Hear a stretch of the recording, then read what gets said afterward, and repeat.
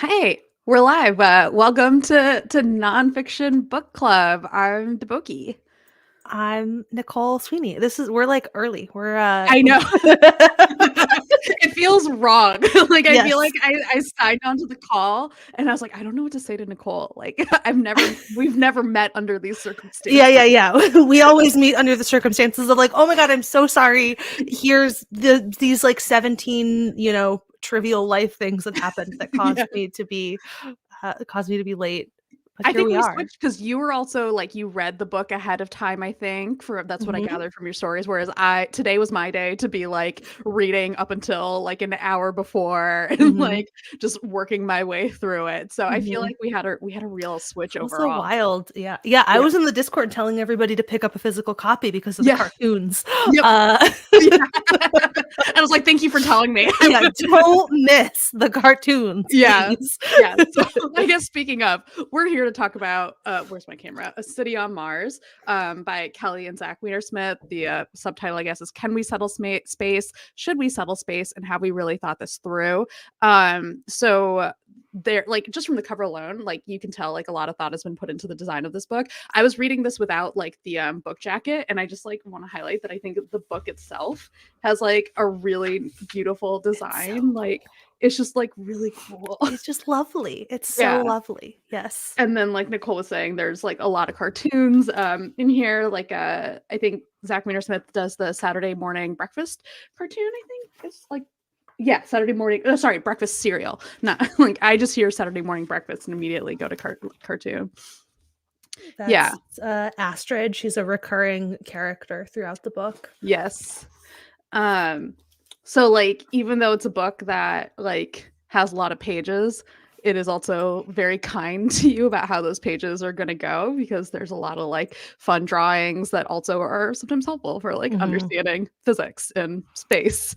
Yes. That Yeah. stuff, which is not my strong suit. So yeah, I guess starting off with the overview of the book, like the very broad overview. This is a book about like whether or not we should be thinking about space settlement, like how, and their answer is mostly, well, I don't want to say the answer is no, but it sounds like they went into this book expecting to write a book about like how cool and exciting space settlement was going to be, and then in the process of writing it and doing a lot of the research, basically landed on the idea that space settlement is a lot harder than what a lot of people kind of think and frame the conversation around this idea to be. And Uh-huh. also that it may not solve the problems that space settlement is supposedly going to do. So Right. that is like the broad overview. They like break that down in a number of ways that I think are really interesting. They take on the premise of space settlement. They also take on like just like from a body standpoint, like can our bodies handle space? Mhm. And the answer is no, not very well. They're not For built the for thing, it. no. Yeah. And then they also talk about like how would we go about building habitats? Like what does building a habitat on like the moon or Mars even look like? And then also how does that kind of contradict a lot of the popular images that like, like I totally buy into the idea of the glass dome. I'm like, that's what Mars will look like when we settle there. And they're like, no, that's you gotta really be into underground living for Mars. Um, and then the last section that I found super interesting was also about the laws. Like, what do laws mean? What does international law mean for space? And I thought that was like a really, really interesting um, thing overall. Yeah. I Yeah. I freaking loved this book. Like Mhm. from the introduction. I just like their central framing around in the introduction they talk a lot about how most of the books written about this seem to be written by advocates and the ways in which that in and of itself is going to change the way that you talk about it if your end goal like whether you mean to or not if you are an advocate for this idea, it is going to frame the way that you answer problems, like the way that you think through, when confronted with, okay, but how do we get around this? You are much more likely to say, well, we'll figure it out. Mhm. And I don't know. I just think that all of the ways that they've approached a lot of the big I don't know, sociology and political questions about all of this are like really, really interesting. And uh, yeah, I don't know. Yeah. this was so delightful. Yeah, yeah, they clearly did so much research, and they also did a really good job of, like, laying out what the community even looks like, what the history of the community looks like, who are some of, like, the big thinkers in it. Obviously, I don't like, I'm not super embedded in the space element world, so I don't, like, know how to, like, decipher, like, oh, they should be talking about this person or that person, but the way they laid it out made it where it was like, okay, so, like, if I wanna learn more, I can do that. And I Yeah. think one of the things kind of to what you're saying that I really appreciated is, their approach is not, we should not go to space. Their underlying philosophy is that we need to be really thoughtful about, like, how we do it, and, like, you're saying, like, it shouldn't just be like a, we just go and see what happens kind of Yes. thing. And I think what the book does really well is, like, lays out also what those questions actually are. Because I too think we should be cautious, but I don't know why. I just think space is scary. I'm just it's scary out Yeah, there. it seems hard. Like, and, like, the leading advocate is, like, Elon Musk, right? Like, a person who I don't put a lot of trust in. So There's a thing near the end of the book, it's like in I think in the conclusion or maybe the second to last chapter where they're talking about it's a very offhanded joke about, uh, population growth in outer space or something, I don't know, I forget the context even for the joke, but they say something about, like, the percentage of humans that percentage of children currently on Earth that Elon Musk is personally responsible for, and I had this moment where, like, I laughed out loud and then was so deeply sad that I knew enough to get the joke. Like, yeah, I just I had yeah. like, temporarily, I was like, "All of this is knowledge that has been forced upon me against my will, and I'm so upset that I have it." Uh I'm so upset that I Yeah, understand this joke yeah. right now. Anyway, I, like, that's not the almost point. want, like, their version of a book about, like, Elon Musk's take on space, because especially, like, one of the things that's interesting, they, like, talk about it very shortly, like, is, and it's interesting in also, like, a really bleak way, and I've heard it talked about, but not, like, really gone into in depth on it, is, like, how much, like, this one person has control over, like, satellites, and how that's, like, really, really important for the way that our world works today, and has, like, enormous consequences for, like, Ukraine and this war, and we're, like, kind of subject to the whims of the sky, who, again, I think I, for one, don't, like, have a lot of trust in. Would not Right. have, like, chosen him to be the guy that, like, has that kind of power. Not my Um, top pick. but yeah, I mean, I get why that's not the focus of this book, but it, like, was one of those moments where it's like, I would love to sit down at a bar with them and just, like, ask, like, "Tell me more." So, like, what are your thoughts? And, like, tell me about some of the other people who from this community that they, like, have run into and Mhm, clearly are like, "Yep, don't know that I agree with them." mhm, mhm, mhm. One of the things I also thought was interesting, given, like, the way that they framed the book, and I feel like I got more of this towards the end, is, like, there's also kind of, like, a self-consciousness to their argument because it is framed so much on this community that they, like, find themselves increasingly in disagreement with, and sometimes, like, I think I've talked about this before, like, sometimes I, especially, like, this is the first time, like, I just, like, I realized as I was writing it, we've done in or reading it, I was not writing this book, that would be really bad at writing this book, um this is, like, the first time we've done, like, a straight up popular science book in a while, like, where, like, it's not like a essay collection or something a little bit, like, kind of, Mm, like, rooted, like, we've done, like, obviously a lot of books rooted in science, but this is, like, very, like, straightforward, typical popular science, like, for someone who just, like, wants, like, to learn about cool science kind of books, mhm. um and, like, yeah, like, one of the only other ones I can think of is, like, maybe, like, Ed Yong's book Yeah, or that was the something like first thing that that. came to mind, yes. Yeah, and then maybe, like, The End of Everything. Yeah. Yeah, Yeah. yeah, but even the end of everything gets really heady, like, Yeah. it's like, the framing is very much, general pop science, but she gets into the weeds, in Yeah. that book in several places, so yeah, yeah, we've definitely have not done very many, like, proper pop science books, and certainly not recently, like, the Yeah. last couple yeah, the last couple that you have picked have been you've been going all over the place. Yeah. You've been going rogue on the original assignment. Yeah, I think we both have been. I think we're just That's true. That's embracing true, actually. Yeah. chaos in our selection. I'm Yeah. trying to even remember, like, what have our last books been? Now we're just going rogue on this discussion, That's but also happening. yeah. That's true. Yes. This So conversation. so what I was gonna say, like, one of my pet peeves with, like, a certain style of popular science book is, like, getting kind of self-conscious about how you, like, talk about the science, where you, like, really make the reader, like, conscious that they're reading a book that's, like, not fully going into all of the details and, like, just feeling like I don't know. There's something about that that I really don't like. I don't like the way that it kind of creates a distance between the reader and the subject. Because like Mm, you don't have to know all of the technical details to like right. be able to engage with it. And I also just kind of find it really distracting. Like I think just like whatever, I guess like aesthetically or something, I just like find it frustrating to like Mhm. waste time on that. But this was one of the rare books where I actually really liked the self consciousness because I felt like there was actually genuinely a point to it. Like sometimes they do it in Yes. the context of like, we're not going to go into all the technical details. And like, I was like, okay, whatever. I don't need you to tell me that. Like, I know that I'm not learning about all the technical details of like a rocket ship from this book, right? Like, that's fine.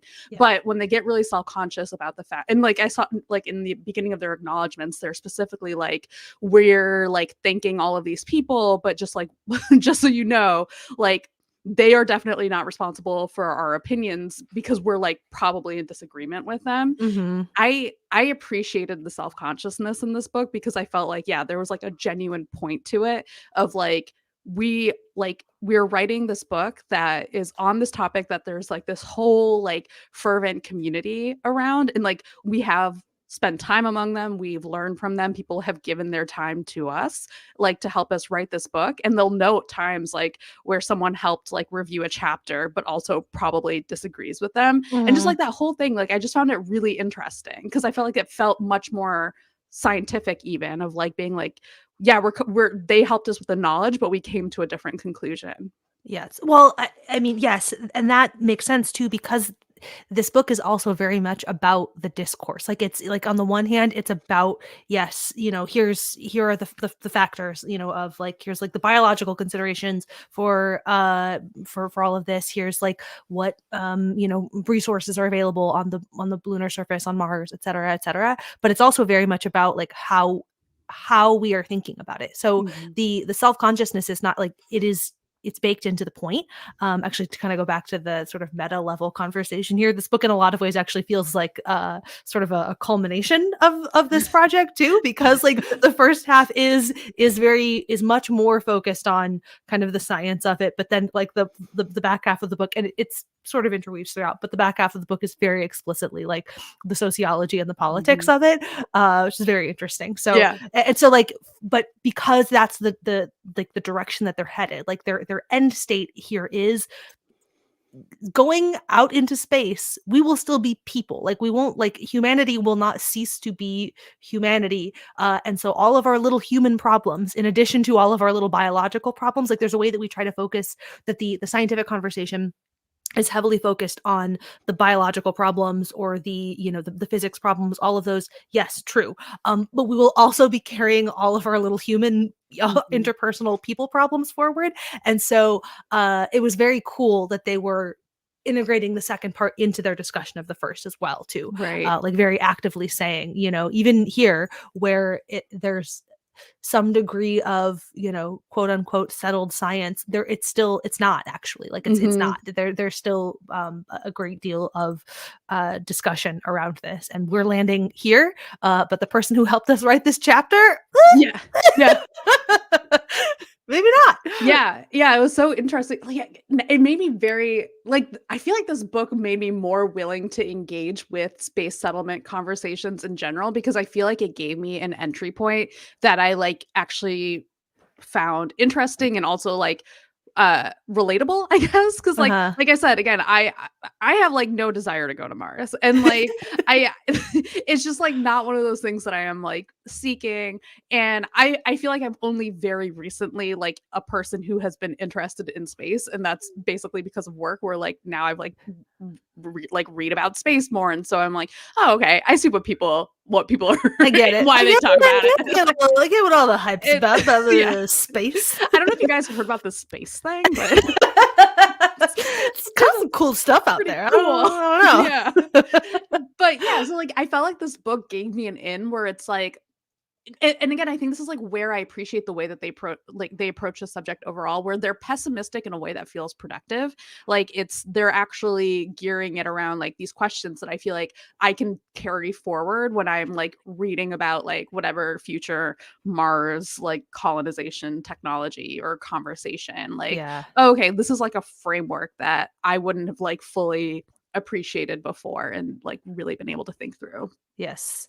Yeah. I that's interesting to hear you say that because it strikes me that like I would describe myself as somebody who is interested, but not, I don't know, like interested in a very like specific and narrow way. And that way is mostly that I like um there are two things. One, there's it's the like broad sense of mystery and wonder that is Mhm. appealing and cool and interesting about it to me. But also like the things that I'm most drawn to are the people who are spending their lives trying to understand this like weird faraway thing that like you'll never interact with this. Like but Mhm. you're spending your whole life trying to understand it. Like I freaking love a launch day, not because I Mhm. care about the thing out there, because I love videos of Yeah. like mission of like ground control of all the people, and when everybody screams, oh my god, Yeah, I'm yeah. getting so excited just thinking about it. Yeah, yeah. It makes me so happy. It makes me Yeah. so happy.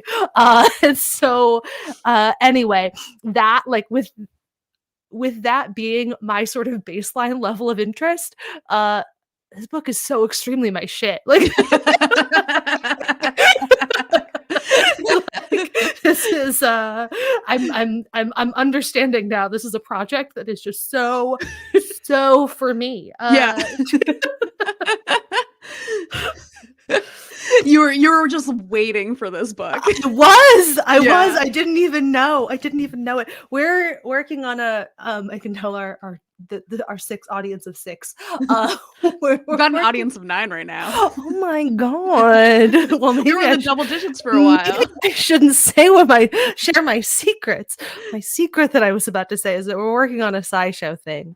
That is it's like a big project about and that was like most of my feedback on this very big long script was basically like all of this stuff is really cool, but tell me more about all the people who did this. Like that's what I actually I hear you. This is cool and interesting, but we're missing some beats about the people Yeah. who worked together to Yeah. discover and build all of these things. Yeah. No, we're probably going off topic from the book now, but this is I feel when you were talking about launch day, it made me think about like one of the things that I've like come to like now that I like have been following Mars news for a while, like I love every story about like people operating the helicopter. I mean, now the Ingenuity is retired, which is like, it had a really good run, but like I was just like, "Oh my god, like someone's like operating a helicopter." That's so cool. And It's so then cool. as my shameless plug is for Let's go. Tiny Matters, my podcast, not my podcast, the podcast that I Your co-host. podcast. It is mine. I own the American Chemical Society. I don't. Sorry. So anyways, we did an episode last year about when they were doing the sample return from the asteroid Osiris, Mhm. and I got to talk to one of the engineers who worked on it, and it was just so cool. Like it's so cool to be like you like I think I have more of an appreciation than I used to for like the idea that they're running these experiments that they spend years working Mhm. on. Like Mhm. I spent weeks setting up experiments in grad school, and that felt like a long time, and then it wouldn't Uh-huh. work, and I would be like, "Oh my god, I just like what did I spend the last few weeks?" They're doing this for years and Mhm. like then running it and like just like on the fly having to make decisions, changing things to like make Mhm. things work. Like it's Mhm. just so fascinating and cool, and I just like can't imagine the emotional experience of that, like setting Yeah. aside even the intellectual one. You're just like, that must be such a rush. And so like that's where like I feel like when people used to like when people get excited for launch days, I used to like be like, yeah, like I mean I see. And now more recently I'm like, oh there are just so many points Mhm. where all of that it's not just like it's like years of work, but and it's like and all of that work might literally explode at several Yeah. point like Yeah. there are multiple points at which Right. the work might like fully just explode. Yeah. And then when it doesn't explode, everyone's like, yes, Yeah. it didn't explode. I Yeah. don't know. It's wild. It's wild. Yeah. Returning to the book, one of the things that I was also thinking about, while while you were saying something, was like one of the parallels that I feel like this book makes me think about a lot is like the internet. So they like bring parallels to like, law on like Antarctica, law Hmm. on the ocean, but I feel like the internet is actually weirdly like the other parallel that would have been like, I get why it's not a part of this book, but it's like now the thing that I'm kind of like thinking constantly about, because Hmm. like with the internet like had this like kind of sheen of utopia when it started, had like because tech is the way it is, has a lot of that like work fast, break things kind of Hmm. mentality that they're really pushing against in this book and really arguing against. And like now we're seeing the consequences, and we're also seeing how difficult it is to do anything law wise. We're seeing how difficult it is to regulate. There is a lot of questions about like, okay, if they do it this way in the EU, what does that mean for regulations in the US? Like there's Uh-huh. all of these different questions that like have consequences of geopolitical importance. Like there's Yes. just like such a weird like parallel now there to me that I'm like really fascinated by and don't know enough about. Yes. Yeah. Yeah. Yeah. Yeah, I mean, yes, it is also very similar in that there are a lot of places where like decisions were made after the fact, like by virtue of just it existed, Hmm. and people started behaving in certain ways, and legal frameworks have been struggling to catch up, and we see in real time the problem with that. Like like it is the internet is to your point a really great example of like why it is important, like the thing that they're advocating for here of we need to actually make these decisions like thoughtfully in advance.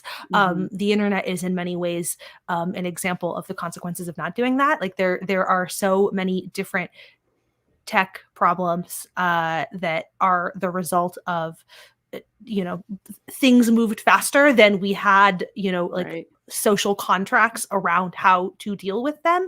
AI porn being like a Yeah. like that we just But also like things that were completely predictable. Like yes, people like had been saying like that's gonna happen. that's going to Like happen. and Yeah, we yeah. know It's how not the like internet this goes. Like happened one day yeah, and we were like, who could have seen this? No, we all fucking knew it was coming. We knew right. that was coming. It was very clear that that was like a direction that we were going to go. But like policy and the sort of broader social contract, because that is, Yeah. fundamentally what the law is. uh it didn't wasn't prepared, and so now it's having to play catch up for a world that exists. And what they're arguing for is like, what if we plan? Yeah. What if we instead say, what kind of world do we want to exist? Yeah. Yes, and like Yes. Colby is saying right now, Yeah. yeah, part of the parallel is that it's being led right now by companies, and then governments can't get up. Yeah, can't keep up. Yeah. Correct. Yeah, for sure. Cause I think like there's the inherent like, well, like what do people even understand about like how this technology is gonna work? How like how do you regulate? How do you actually, and like I think I mean one of the maybe kind of differences like obvious like or like there's a physicality to space and like the chance for like exploiting resources that is like a little bit different than the internet. Like the internet still has like people still have like an economic interest in it. Like there's Yeah, still yeah. something there, but it's like not the same Very like different. history of Yes. like exploitation that that's different. And so that also like that was part of what was so fascinating about the legal section. It's just like it seems like there's all these things where we're like, this is a good idea, but also we're not going to sign it because what if we get there first and we Uh-huh. can get the resources? And like also like, and by we I mean very specifically the US. Like Mm. the we is very much like we've been going to space like for a while now, so we've got a head start. Mhm. We want to just be able to do things. Like how do we ensure that we're the ones who do the thing that gets the Yes. thing? It's dark. It's a little dark. Yeah, and that's, Uh, like, I think maybe, like, one of the parallels that's, like, not gonna, like, extend quite as much to the internet because there's, like I mean, maybe it does, but I don't know. But it's just, like, the way that people and especially, like, I mean, I'm like it's I feel like this is why Elon Musk is, like, an interesting figure in all this because he straddles, like, tech mm, and space, and so mhm, that's why I mhm, keep referring to him, even though, like, I don't wanna act like he's the most important figure in all of this. But yeah, just, like, there's that mentality that I guess I just associate with the tech world a lot, and and also, like, honestly, with a lot of engineering, and this, like, for me goes back to also having a background in, like, biomedical engineering where there is, like, I think tension between like whether or not we should just like go ahead and do whatever we can versus like, hey, maybe we should slow mhm, down and also like not really having a good ethical framework like that being a part of my engineering education really at any point. mhm, And so just like knowing that that's probably true for a lot of people in this space and also like in the tech space. So there I think there's that idea of just like, well, we just need the engineering solution. Like we just need to mhm. find the right thing and that will fix humanity. And like to the point that you were saying before, like the point is that at the end of it, we're still gonna be people, So we're like still people, for man. better or for worse. Uh-huh. Like, we're gonna get into space and we're gonna still be people. Uh-huh, uh-huh, yeah, and, like, the potential consequences there, that's one of the other things that I think is interesting too. They set the problem up early on as, like, what are the reasons to go? And those reasons are sort of like survival of humanity, is one of the reasons. On the list of reasons is, it's just cool. They call it the hot tub, Mhm. explanation, Yeah. which is like, you don't need a hot tub. The reason you buy a hot tub is because you can and it's cool. Mhm. And like sometimes that is, an okay and a good, like Yeah. an okay reason to do something. However, in this particular case, you're talking about if I decide that I want a hot tub, it doesn't really actually affect anybody. Like Mhm. me buying a hot tub isn't going to adversely affect my neighbors. Yeah. It Elon Musk deciding he wants to colonize Mars like actually does have consequences for people, Yeah. for all of humanity, and like there are implications for the rest of us. Yeah. Yeah. Yeah. Sorry, I forgot what I was gonna say. I was just reading Hot Tub Theory and just remembering how much I like that. Hot tub, it's Like, great. Hot tub theory is you just just is also just great. yeah, you just, like, see it, you're good. Like, I know what it means. Uh-huh. Like, sometimes things are just really cool, and Yeah, you're like you you know? just wanted it. Uh-huh, Like I said, uh-huh, I'm not one of those people with space. I respect that for everyone else who wants to go into space, but I'm uh-huh. not gonna be one of them. I'm gonna be content on Earth. But yeah, I think also, I was thinking a lot about, like, like, you were kind of talking about this book being sort of like the beginning half is, like, probably more like the my half book and, like, the Yeah, second yeah. half being, like, the your half. Yeah, And so I think that's also yeah. true because the one of the things I was also thinking about, and I feel like this goes to some of like the I guess the ethical stuff that like they didn't actually include this. So they were talking about how basically how like if we're talking about human settlement on Mars and space, whatever, one of the things that we need is for people to be able to get pregnant and like give birth to babies and like how Uh-huh, difficult that is biologically because like we don't know what gravity does to reproduction, we don't know what it does to newborns, all of that. And uh-huh, they're talking about like, oh well, like we'll have to do all these experiments with animals just to like kind of get a baseline, and like some of that is happening. And the other thing I was thinking about though, like and I'm like, this is the thing where I'm like morbidly curious now, like how it's going to actually play out if we get to that point.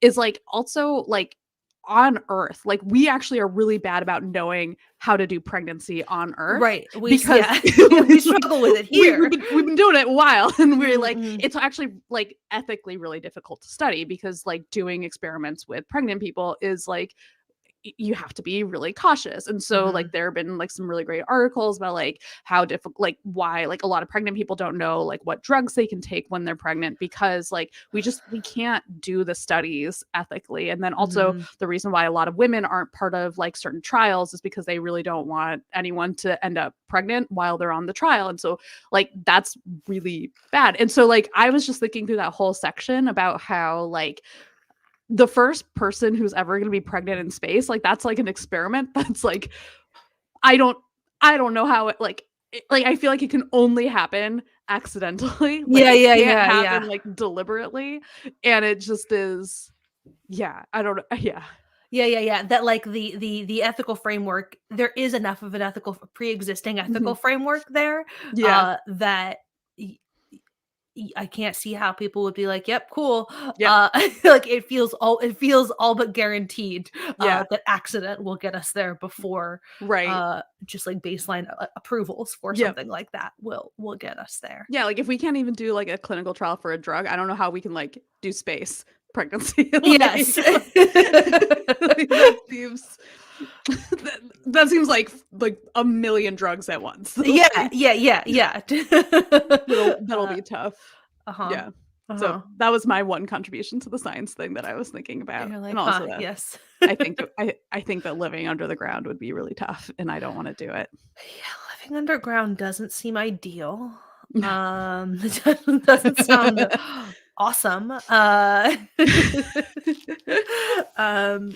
mean, listen, my whole my like personal brand around going to space Mhm. is that like if I get to be a ghost, I want to be a ghost in space because I Right. don't want to have to worry about biology or uh physical, like being able to like pass, I just want to Yeah. float, go, whatever. Yeah, yeah, yeah. That's my vision for space. Yeah. Being trapped underground in an underground bunker for my entire existence, Yeah. um, I'll pass. I'll Yeah. pass on that Yeah. personally. That was, like, Uh, another thing that I felt like they did a really like, I just, like, had never heard it framed that way, or this way, is that, like, Earth is gonna have to really get bad, like, yes. really bad for anywhere else that we know of to be a better alternative. Yeah. Well, and not only that, but like all Earth would have to get really bad in order for anywhere else to be a better alternative. But also, like any of the things that we could do to make somewhere else an alternative, it would almost always be easier Yeah. for us to correct Earth. Like in all of these cases, the ideal option is is still Earth. Like even in that, they don't really get into that here Yeah. for obvious reasons because I think it would be too much. But like Yeah. implied in that, in all of that though, in all of the explanation of like here's all the things that you would have to do to make the moon work, to make your floating Yeah. space station work, to make Mars work, all of those things are still harder than, I don't know, like even the like the glass dome on Mars vision. Like Yeah. just build a fucking glass dome on Earth. Like Yeah. why, why are we shipping glass to Mars? Like, obviously Yeah. not that, but like, Yeah, no, if we're gonna terraform something, I don't know, Yeah. man. Terraform Terra. Like Yeah. this the one. Uh, Yeah, there's this book I read last year that I think, like, if anyone enjoyed this book and, like, wants to think more about ecology, like conservation kind of stuff in the context of space settlement, but like in reverse. It's called The Mimicking of Known Successes. It's pretty short. It's like pretty much a novella. It's a sapphic. Like these two exes are like kind of having to solve, well, not kind of, they're solving a mystery together. One of them's a detective, one of them's a professor, and I think they're on a settlement in Jupiter, I want to say, after like Earth has basically, like, the ecosystem has just like gone kaplooey and like people can't live there anymore, but like people are also trying to resurrect the Earth uh-huh. ecosystem. And the other, like, so the professor, like, that's sort of, I think she's a professor, whatever, she's a scientist researcher, she's like, that's like what her research is in. And so the book like gets a, like, even though it's like quite slim, it's like it gets into this like idea of a lot of like, also kind of related to this idea, like there's this tension in this world around like, well, like, should we just go for it or should we really think about it? And it's like a really interesting tension because at this point they are like post Earth, but like everyone wants to go back. And so there's this like really, it's just really interesting to think about in the context of a lot of the questions from this book is too. So I feel like they are like really good companions. Hmm. That's really cool. What's the name of the book again? The Mimicking of Known Successes. Everybody's gonna listen to my Yeah. clacky keyboard. The mimicking of known successes. Great. um Colby had this comment, and I'm always here for like a speculation about like the Yeah, future let's of I mean, this. that's what this whole book the book it's very Yeah. speculative by nature, I don't so know why I said I let's actually like go. hate speculating. Like, I hate making guesses about the future, but I'm also like really excited for the speculation. Mhm. I like this idea that, well, I don't like it, but well, I don't like it as in I want cloning to become a thing, but I do like the idea of thinking The about thought what would process. happen for Yeah, cloning to yeah. become a thing. And I feel like the number one issue so far that I think would be the problem is just like we can't actually do artificial wombs yet. Like they mentioned Mhm. this in the book, and like just in general, like people are still the best like way to make a baby happen. There's just Mhm. so much going on, and I think Yeah. we're like not even close to being able to mimic that yet. And so I feel like honestly, so I think the reason why I'm really interested in the idea of cloning though in the context of this is like if let's just assume that we did have the artificial womb technology, Uh-huh. like the question of cloning versus like whether or not we should have what would effectively be sexual reproduction but like just like in an artificial womb, I think is actually really like potentially really really interesting because like the whole value of sexual reproduction, sorry I'm like now just gonna like Let's ramble go. Yeah, about yeah, the thing that I yeah. find very interesting. Cloning is really great for if you want to reproduce really quickly. So the organisms that basically do asexual reproduction, they're just dividing. They're able to divide very quickly. They're able to quickly expand their populations, and they're able to make like a whole bunch of organisms that are just like them. And if they're like the environment is good, that's great. You just make a whole bunch of people, or in this case, organisms, microbes, whatever, like that are just like you that should be able to survive that environment, and you can do it very quickly and whatever. Sexual reproduction is great because you get more variability. So like they're like organisms that go between the two, they'll often switch to sexual reproduction in cases where like the environment's suddenly really bad. Like maybe there's not as much nutrition or like the weather's gotten bad or something like that. And so Uh-huh. what sexual reproduction lets them do is like make variants and variants are important. Like that's how you get like a varied population that can survive. And so I think in this context, that's like a really interesting question of like, if we're just trying to like build a Mars population. The problem is because we're building humans, like it actually doesn't matter whether they're clones or produced through sexual reproduction, like or like what I'm calling sexual reproduction, just like mixing of gametes, I guess, basically. Mhm. Um, because like I think the actual incubation of a human baby would take the same time no matter what. So like you still ultimately want more variety. Like we're Right. like there's a reason or not a reason. I guess I can't say that. But like we benefit a lot from sexual reproduction and like we're just like not designed for that fast like reproduction that asexual reproduction like ultimately Uh-huh. really benefits from. So that's where I'm curious. Like, I don't know if clones is the right answer, Mhm. but I do think like artificial artificial wombs is like what Sure. would need to Is happen. also, yeah, an important, yeah, even in their like their the earliest stages that that like are being explored are like sperm out and back, but they're not Yeah. yet replacing womb. That yeah, Yeah. that step is still But sociologically, the thing that I'm curious about in the cloning uh-huh. is if we have like super like do you think this is so not related to the book, but like do Okay. you think like these super like I just assume these super rich people who are like or like super powerful guys, like I know there's this whole thing like Elon Musk again, like I'm sorry, he's the recurrent character. He has a whole thing about wanting to do like a lot of he wants a lot of babies.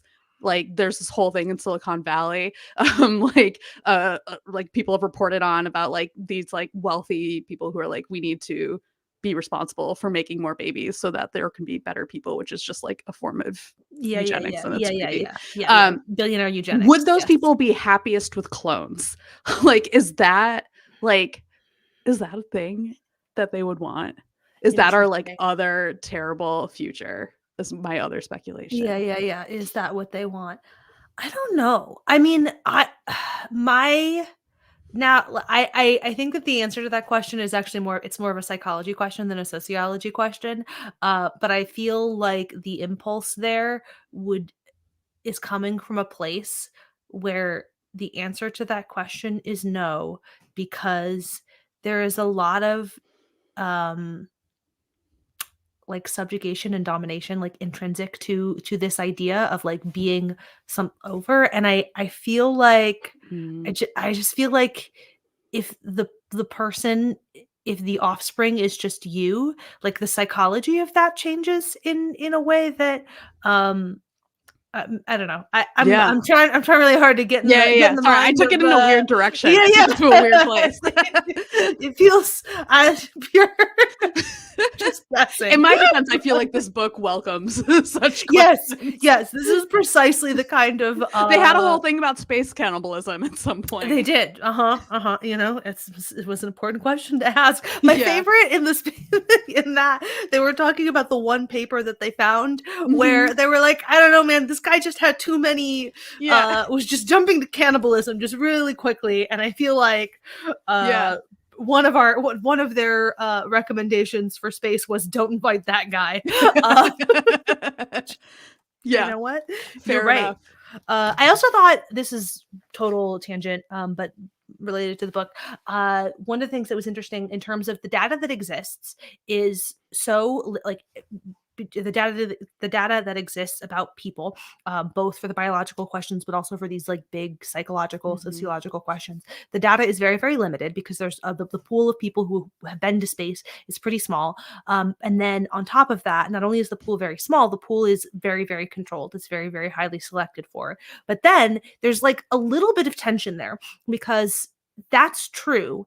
And also within that selection, it's not actually quite as controlled as we would want it to be uh because of astronauts lying. Like that Yeah. was, I don't know, this was sort of like a sidebar Yeah. bit there, but thought it was very, very interesting that like the discussion of astronauts you know, like basically prepping each other for their psych evals Yeah. of like, hey, you know, here's some things you should and should not say. Or the one guy who got the whole mission canceled because he like wasn't feeling well, and Yep. everybody was like, fuck that guy, and how Yep. that would affect, you know, future generations of astronauts to be like, oh well, if you're not there's like a strong incentive to you know, continue the mission, both for your own sake and also for the sake of your peers. And so there's a disincentive to tell the truth about anything that would get you Mhm. grounded, basically. Like, I don't know, Yep. there, all of that is just very, very interesting too,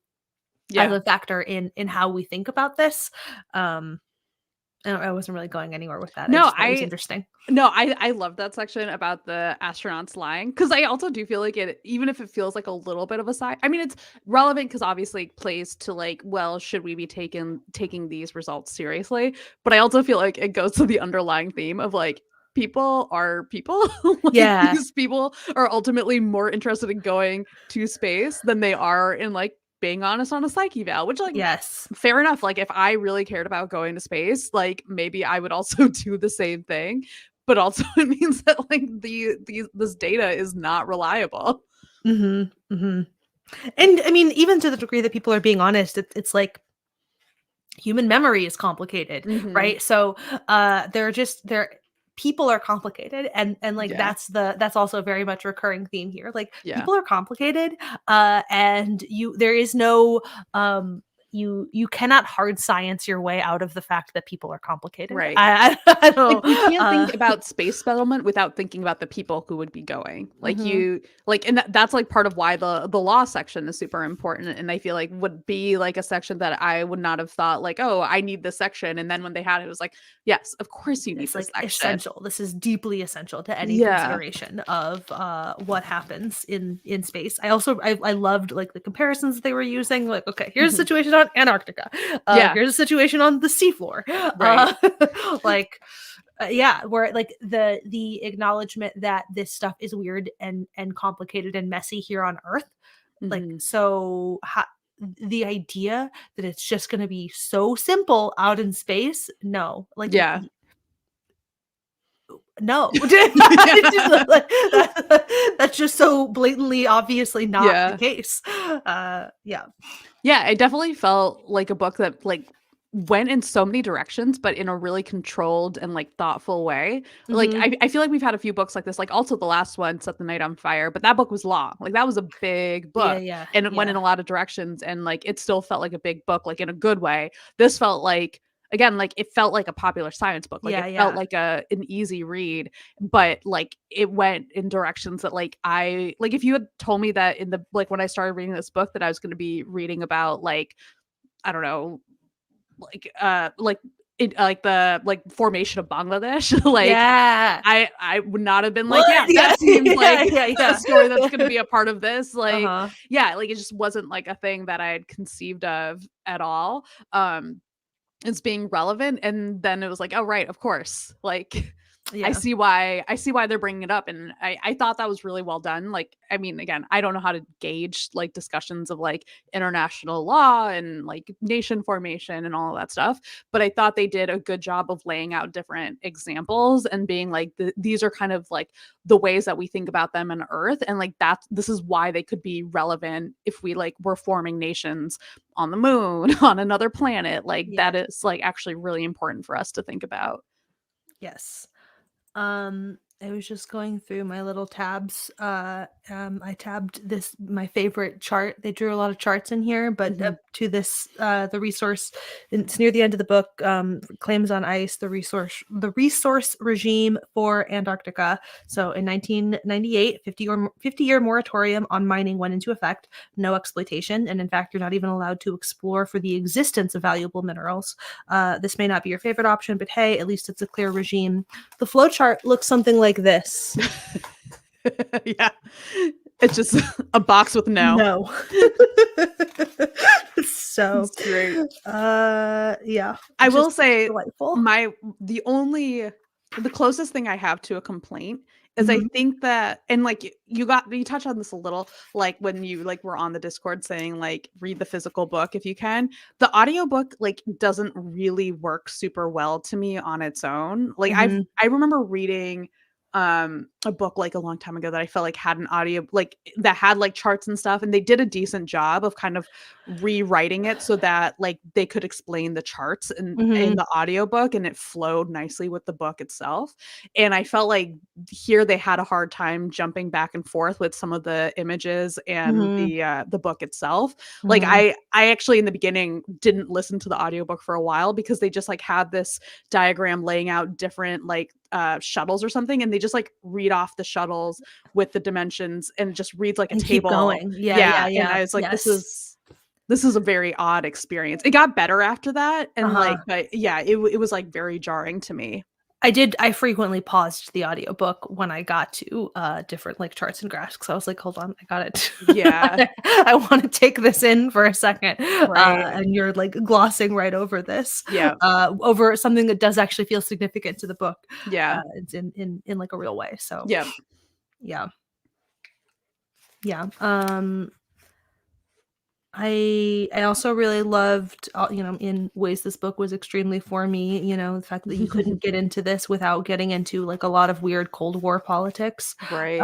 like, a really necessary part of understanding where we're Yeah, currently at, that, like, where the law that we have today largely comes out of a very specific era of history, a time yeah, when there were only 2 players in space, and how that like, frames again, like the people, the sociology of it is framing the way that we are thinking about this now, whether we yeah. acknowledge that or not. Mhm. Which, yeah.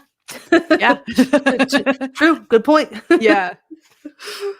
Yeah, it was so that Tiny Matters episode that I worked on, we also interviewed this basically like he's this environmental historian who focuses on space, which is really, really cool. Like that's his subject. And he had done this like really interesting research on the initial Apollo landings and like basically about so it was about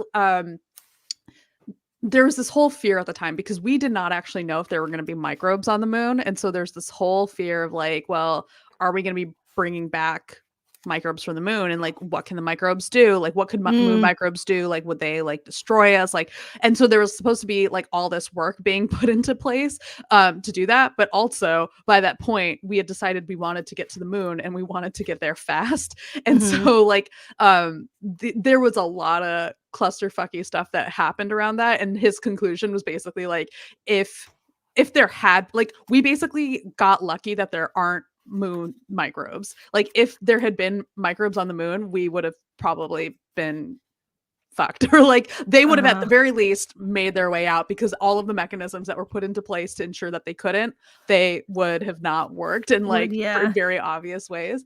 And so it's like a very fascinating like research to begin with. It was also just interesting to talk to him in general because he was talking about how like and I hadn't thought about this until I talked to him, was like we're kind of like in the middle of like, or the beginning, I guess, of a new like space age. And I think that's another thing that this book does a really good job of laying out, is like Mhm. especially like the cost of sending up satellites and stuff now is like so cheap compared to what it used to be, that we're just like in this age where like, even though I don't feel like I'm thinking about space that much beyond like, oh, like a Mars mission or a moon mission, like that kind of thing, it's like, oh, there's a lot of other ways that we're doing space. Right. Like it's there. Like Right, right, we're it's there. happening, yes. Yeah.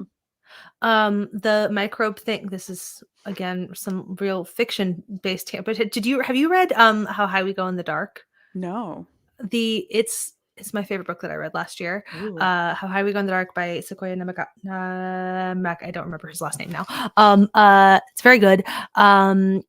It's like a collection of interconnected short stories, but the first one is basically about a bunch of researchers in Antarctica unearthing this, Mhm. like a plague. There's like it's a like wild, very intense global pandemic, takes place like a decade, I don't know, like 5-10 years in the future, starts 5-10 years in the future. Mm. um uh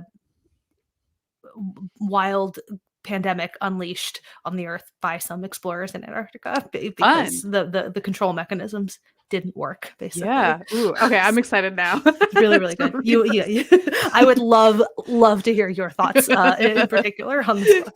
Yeah. I It's will. one of I'm those, glad like we've I gotten think to the about it full constantly. fiction exchange, Yeah, which yeah, actually exactly. also I feel like this book is good for. Like I feel like there's something about this book that I feel like if you like want, like I want to read more sci-fi and I'm bad at it. Like I am not good about Mm. that goal. And Yeah, there was yeah. something about this book that like felt like it got me thinking again more about like what it is that I like, why I want to read more sci-fi, because it is Yeah. a lot of that speculation. And like I said, I'm not great at speculation. I'm like very like nervous about it. And so like I always respect sci-fi writers who feel like they just run with it. Like they're Uh-huh. just like, this is how I'm envisioning the world, and this is how it's gonna work. This is how physics is gonna work. This is how biology is gonna work. Like that's what's so cool. And like that's kind of like, this felt like a science fiction nonfiction book, Yeah, like in yeah. a really, really good way. Yes. Yeah.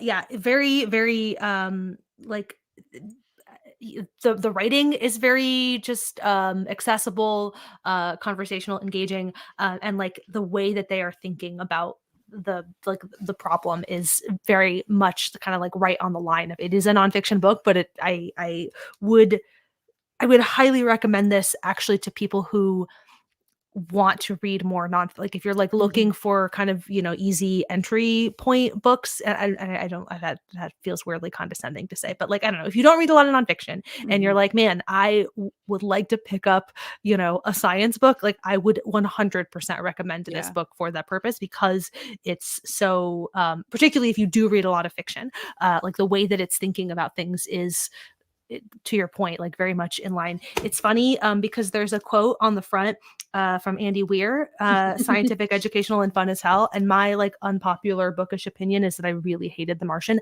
I understand why people like it, and his Project Hail Mary, I've heard good things, but Mhm. I feel so, it's like, I don't know, that thing, because everybody else likes, because Right. people like Yeah. The Martian so much, and I really deeply did not. I'm like, I don't want to go there. Yeah. I don't want to be upset again. Yeah, yeah, yeah. I don't enjoy that, like being a contrarian in that Right. specific way. But the thing, this book made me think about The Martian a ton, Mhm. because the reason I did not like that book is fundamentally that it was so fixated on like Yeah, so the thing that the everyone loved physics. about it. Yeah, yeah, yeah. The thing that everybody loved about it is like how do you grow potatoes, and like, and Mhm. that. And the thing that I kept getting hung up on is, I'm like, this man is about to die alone and like abandoned, and he's just so ambivalent about this, like just does not Yeah.